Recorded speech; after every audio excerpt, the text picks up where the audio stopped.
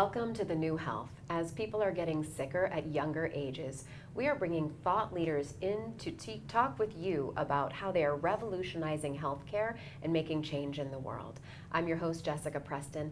Back with us today is Josh Rimini, pharmacist turned functional medicine provider and practitioner who is training pharmacists on how they can help people get unprescribed, de-prescribed from their medications and heal their own bodies and find greater depths of health and wellness. Thank you for coming back with us today, Josh. Oh, thank you so much, Jessica, for having me back. This has been so fun and so meaningful for me. Same for myself as well. I love how you're doing this work in pharmacy where people are not doing this work. I mean, medical providers are working in their spaces. You're seeing people from so many offices, though. Your exposure can be so much greater, and now you're training pharmacists as well.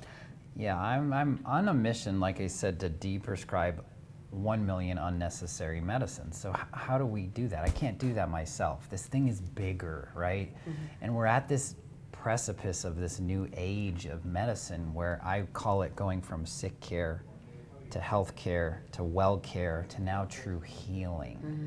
And now we're right there. We're like, it's so exciting to be, like, you get tingles through my body because I know that the science is catching up to all this ancient wisdom that we've already known, and now we're merging it together with this beautiful word, and.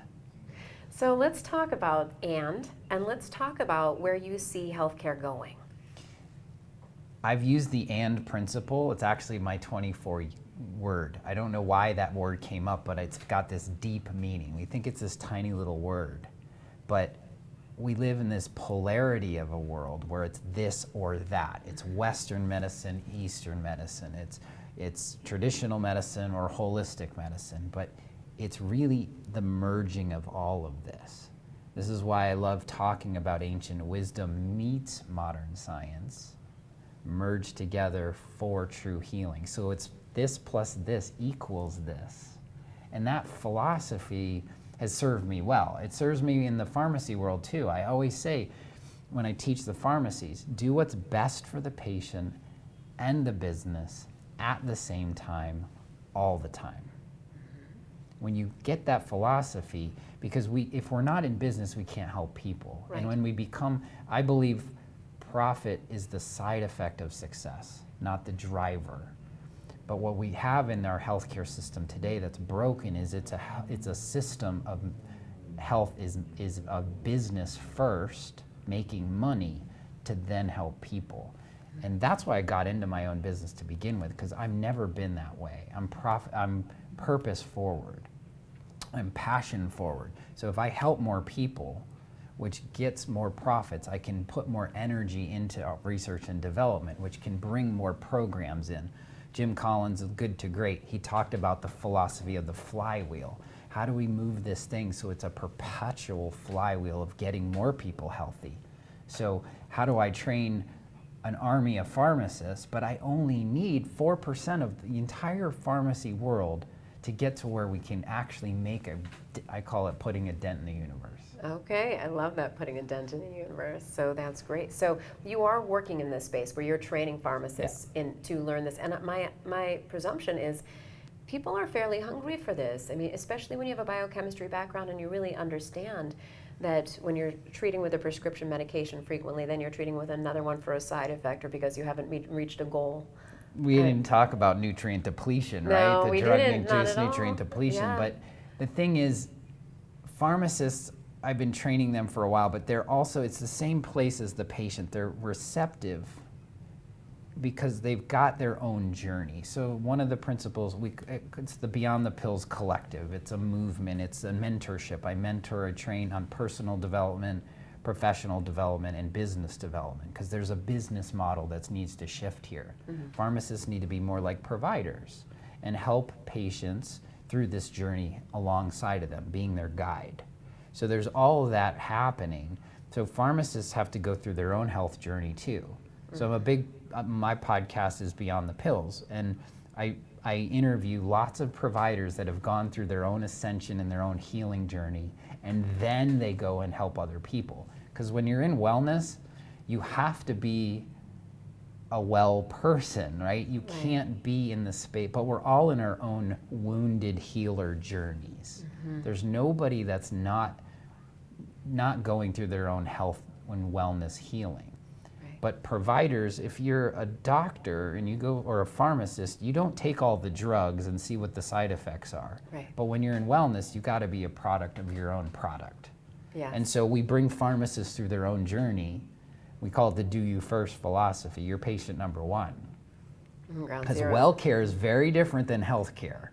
It's moving through the process of your own lifestyle. So you can't teach lifestyle change if you don't do the same things. But you also have to be vulnerable enough that we're all on this journey together, right? We're all helping our own stress, and we're all improving our lifestyle because we're all imperfectly imperfect. Right, that's it. And one thing that I remember learning a ways back is when you're with your provider, this is what kind of exercise are they going to tell you to do? It's going to be whatever they do. So if your doctor is a runner and that you want to know what you need to do for exercise, they're going to recommend running first. If I'm a big yoga and mindful person, so I would say yoga first, and that's something we need to know. We need to learn what our space is, but as you said, the collective, you need to learn what all of those areas are so you can meet your patient where they are as well. Well, and that's why I call it a collective, and I've learned through my own experience as well, is like I got real heady. Like, in other words, like my intellect got in the way. Like I could learn all the science and try to teach you the science and try to teach pharmacists all the science, but it's really teaching people through my own experience. So for me, I love riding my bike, I love getting dirty, I love going for hikes, so I teach through my experience. This helped me. And it might help you, but do what you love. Do what you love based on these principles. Make your own informed, confident decisions about your health once the information is there. So let's just play with this a little bit. I know you're out there and you're changing lives on the pharmacy front. What do you envision as this future of healthcare or wellness care or healing? The future of healthcare is moving towards a healing modality, not just sticking in the wellness and sticking in the physical body and fixing chemistry. We're moving to this place now where quantum physics is merging with lifestyle medicine, which is merging with the things that are backed by science. Like we're learning the science of actually we talked about like the placebo effect, and what does that mean? How do we get patients? So my firm belief, this is how I think of it, my firm belief is the pharmacist or the pharmacy of the future is inside of you. We know that we can make a myriad of chemicals on thought alone, but how do we train and do how is this so Joe Dispenza's doing a lot of this work now with the mind-body connection and talking about energy medicine outside of woo-woo now. This is becoming real baked-in science because our West world brains need to understand the science. So things that have been happening with ancient wisdom for thousands of years, I've personally experienced my own health journeys. I've gone through all over the world, learning from shamans in Peru and Costa Rica, and experiencing plant medicines and psychedelic medicines. All of this is coming into play into the scientific world and moving the two together. This is great. You had mentioned to me before the thinking brain versus the feely brain. So this is the and space, thinking brain and feeling brain. And how do people reconcile that? How is that happening? Well, I think we're moving from the information age, this intellect, this thing that we keep thinking, we keep trying to make a bigger computer, like a quantum computer, but this is the biggest quantum computer we have. There's billions of transactions going on here, but we only use 10% of our brain. So we're unlocking our brain's fullest potential for true healing and connecting to this thing called energy and source and the collective, but it's all like quantum physics. So we can always bring it back down to science. It's not woo-woo, it's woo-woo meets science, right in the middle, right? So the thinking brain is science, the woo-woo brain is the feel. Some people are more feely, some people are more sciencey. I kind of lean on science, but I'm moving into the feels. I need the science so that I can feel comfortable with a foot in the feely.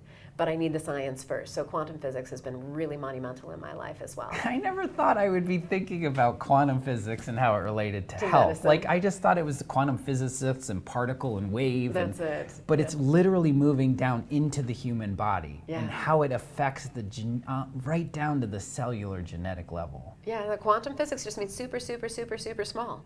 That's what we're talking about. But physics we're still allowed to consider, as well as chemistry, biochemistry, biology when it comes to science and medicine.